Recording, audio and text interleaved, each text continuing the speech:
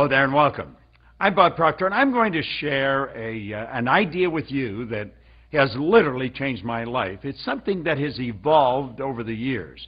I've had some absolutely incredible mentors or teachers in my life, and I've been led to some pretty strong convictions over the years about what you and I are capable of doing.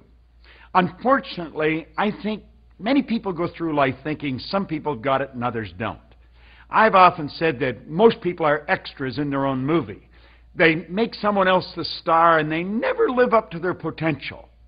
See, the truth is, there's no one alive that can even guess at what you and I are capable of doing. The wisest scientist alive cannot guess at it. There's only two sources of reference we have to go to find out anything about ourselves. One's science and the other's theology. Now, both of these areas clearly indicate that you and I have infinite potential. Think of what that means for a moment. I've thought about it for a long time, and I've come to the conclusion I don't really know what that means. Infinite means no end. It just keeps on going. Doesn't matter how much we do, we can do more. Doesn't matter how well we do, we can do it better.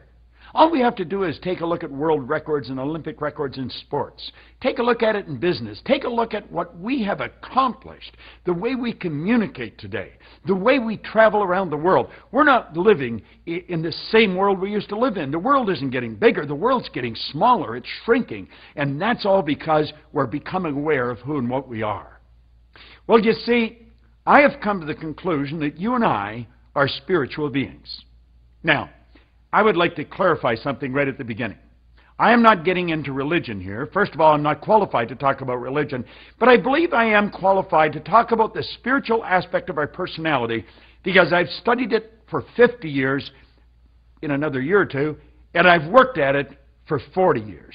Every day, all day. I just keep working at this, and I have come to the firm conviction that you and I are spiritual beings. We live in a physical body. And I think most people grow up and they think this is who they are. This is not who they are. This is the house we're living in. This is a body. This is a molecular structure. We are really spiritual beings. Now, for my own, I honestly believe if your program of development doesn't have a spiritual foundation, it's incomplete. It can be a great program, but it's incomplete. Because you see, we have to go to the primary cause of results. Now, you and I have been created different than any other form of life on the planet. We were given creative faculties. They're intellectual factors. Now, it's a strange thing. I taught a seminar to a group of school teachers, a couple of thousand of them. It was a number of years ago. Not one of them could tell me what our intellectual factors were.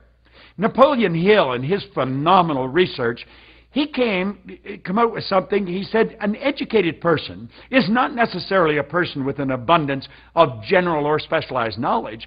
He said an educated person is a person who has so developed the faculties of their mind that they can acquire anything they want or its equivalent without violating the rights of others. Now think about that for a moment. It's an astounding idea. I think we have to take a look at what education is. He points out that it comes from educo, the Latin meaning to deduce, develop, or to draw from within. It's not hammering information into our head. It's becoming aware of what we've got inside. Now, it's how we use these intellectual factors that's going to dictate our emotional state or the vibration that we're in. Now, this particular module that you're watching, we don't get into what the intellectual factors are. There's perception, the will, intuition, memory, etc. We will teach those in another lesson. It's a phenomenal lesson. Either Paul Martinelli or myself will be sharing that with you. But it's how you're using your intellectual factors that's going to determine your emotional state. See, no one can upset you without your permission. This is phenomenal information. So let's investigate the spiritual side of our personality, since that's really where it's all at. You know, spirit is omnipresent.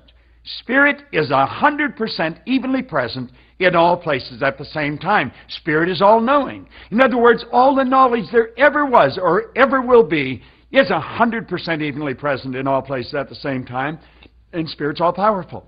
All the power there ever has been or ever will be is omnipresent. Do you know what that means? All the knowledge, all the power is within us. We don't get energy, we release energy. I was 74 on my last birthday. I got more energy than most people 24. I have no intentions of slowing down. As a matter of fact, the more I become, the more I speed up. See, we don't have to slow down. We have to calm down. We want to open up and let Spirit flow freely through us. Do you know, all the knowledge is everywhere present. The way to build the internet has always been here. We just weren't aware of how to do it. The way to fly airplanes has always been here. We just weren't aware of how to do it. We have been letting logic control us, and our paradigm controls our logic. We've got to get out of the box. We've got to get into ideas that are totally illogical. That's what Christopher Columbus did. That's what the Wright brothers did. That's what Gates did. Took us to a world outside and took a look and say we're all part of it. We've got this phenomenal power. Now, on the movie The Secret, I quoted Dr. Wernher von Braun. He's considered the father of the space program. He said that the natural laws of this universe are so precise that we don't have any difficulty building spaceships. We can send people to the moon, and we can time the landing with the precision of a fraction of a second. He also said these laws must have been set by someone, which is an interesting point. See, I see the laws as the uniform and orderly method of the omnipotent God. A law is something that happens every time with every person everywhere. Well, one of the laws is the law of vibration. Now, the law of vibration operates on frequency. The law of vibration decrees everything moves, nothing rests. The wall that may be surrounding you right now is moving. If you took a microscope and looked at it, you'd see it moving. I've often pointed out in seminars that a body in a coffin is moving. They usually think I've really lost it at that point.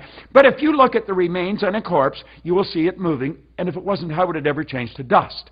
Now, that should keep you thinking for about 20 years. There are millions and millions of levels of vibration. We just got a few of them here on the screen. And let's think of this for a second. The highest part of you is the spiritual part, and the lowest part is the physical. Now, sitting right here in the center, the control panel in our life is what we've been given to choose with. We choose to grow or not. See, the basic law of life is create or disintegrate. Well, we've got this intellect, and if we use it properly, we will start to understand that every frequency is hooked up to the one above or the one below. Now, we're going to go a long way with this concept. That means that everything is connected. Everything, there's just one power, and everything we see is the manifestation of that power. But let's keep moving on here for a moment. Let's suppose we take a look and we see the S for the spiritual side, the I is for the intellect, and the P is for the physical. Now, let's take and activate our intellectual factors, one of them. And we activate it, and something in us starts to change. And we tap into the spiritual side of our personality. Where is spirit? Spirit's everywhere. Where's thought? Thought is everywhere. And we can think. It's the highest function we're capable of. And we pull the thoughts together, and we build an idea. And by holding on to that idea must move into physical form. Andrew Carnegie one time said, any idea that is held in the mind, that's emphasized, that's either feared or revered, will begin at once to clothe itself in the most convenient and appropriate form available. Now think of this for a moment. The results in your life are the manifestation of the ideas that you have been getting emotionally involved with. We've got the ability to think. We can think of new ideas. We can start to look at ourselves differently. We can start to understand that we really do have infinite potential. And all those reasons why you can't win, throw them out. Accept these ideas of how you can. There is no one alive that can guess at what you're capable of doing. I'm going to tell you what you're going to do. You're going to do exactly what the ideas you're emotionally involved with will dictate. Take a look at your results, and if you want to change them, start to understand this lesson. Understand it in depth. Understand about the phenomenal potential. You've got deep reservoirs of talent and ability within you. That's what the iLearning is all about. It's helping you understand this. All the greatest teachers in the world have come together to share this with you for pennies. Cost of a good lunch. And you've got this every day, all month. Start to understand the spiritual truth about who you are and the marvelous mind that you've got. You are a creative being. You can create, and you are creating the life that you're living. If you don't like it, change it. I didn't like mine, and I changed it. Today, I'm happy, healthy, and wealthy. And you know something? I'm working on a great big new idea. And I know it's going to move into form. I want to suggest you do the same thing. This is Bob Proctor, and thank you.